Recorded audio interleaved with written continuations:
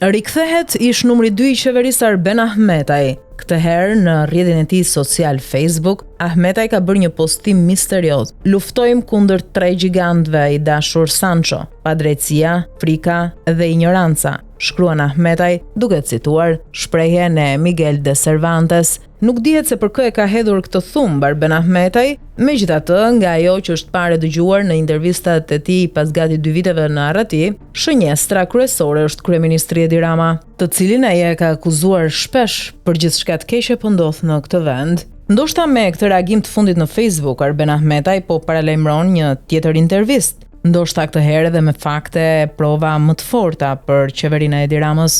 Kujtojmë se më datë 10 mars, seanca gjyqësore paraprake ndaj ish-zëvendës kryeministrit Ahmetaj për dosjen Buka Sha në gjykatën e posaçme u shtyp, shkak u bë mungesa e gjyqtarit Erjon Çela.